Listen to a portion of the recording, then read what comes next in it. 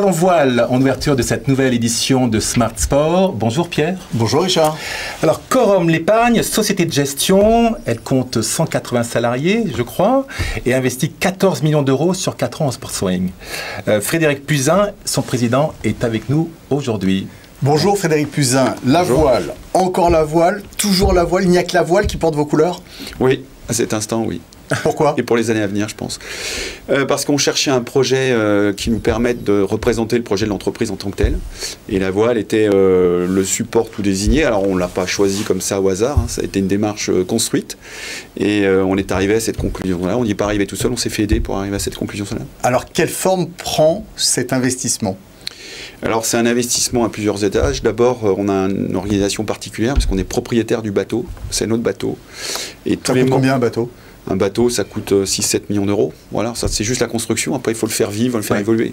Et avec une durée de vie malgré tout limitée?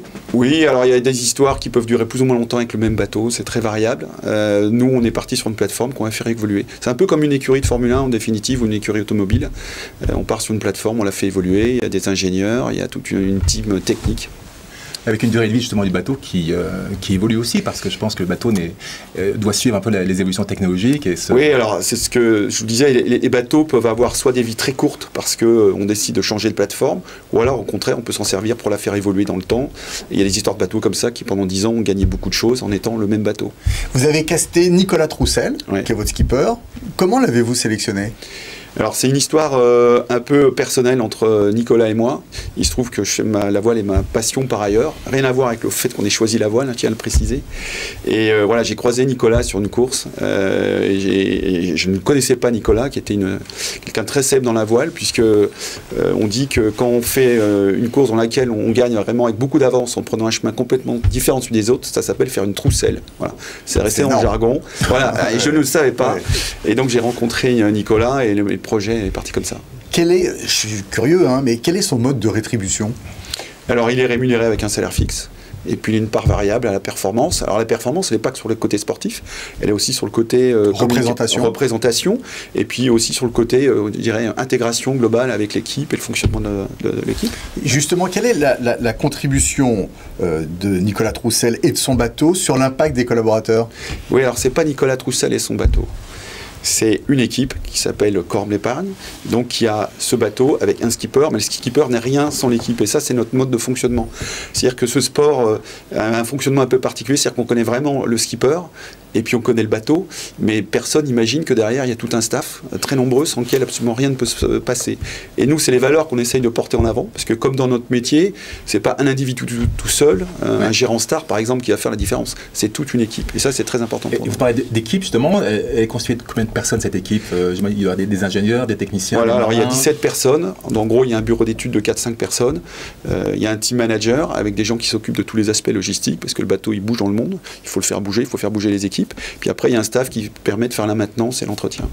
Oui, alors, y a-t-il un ROI à cet investissement, justement, à cet engagement, bien sûr, j'imagine? Alors, quel est-il? Le ROI, c'est très simple. On met de l'argent, de l'autre côté, qu'est-ce qu'on récupère comme argent? Et ça se mesure de façon assez simple. Vous prenez toutes les retombées médias que vous valorisez.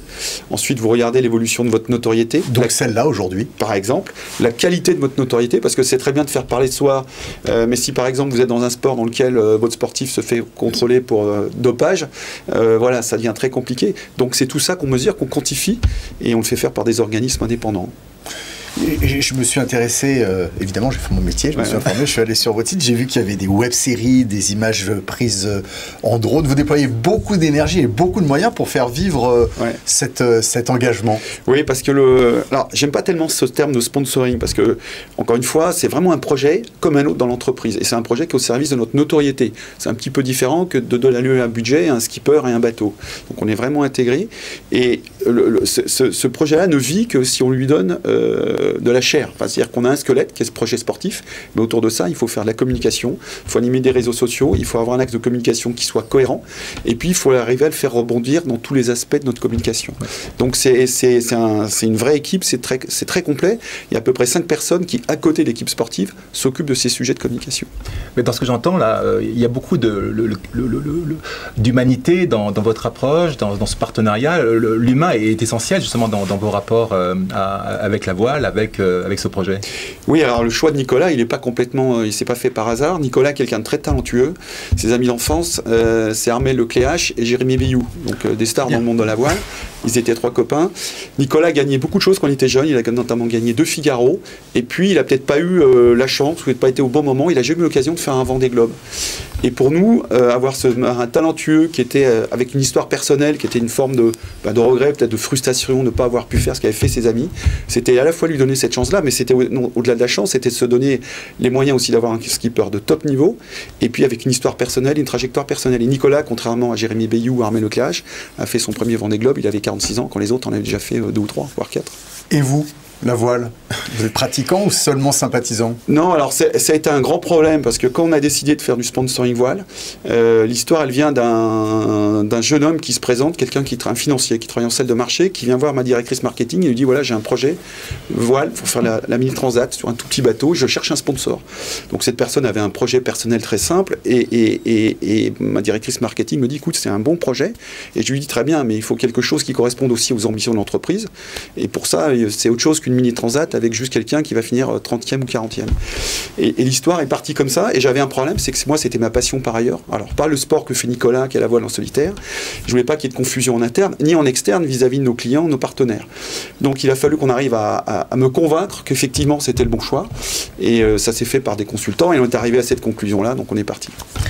Vas-y. Frédéric, dernière question peut-être, non? Voilà. Alors, quelles sont les prochaines étapes, hein? Quelles sont les prochaines épreuves? En 4 secondes.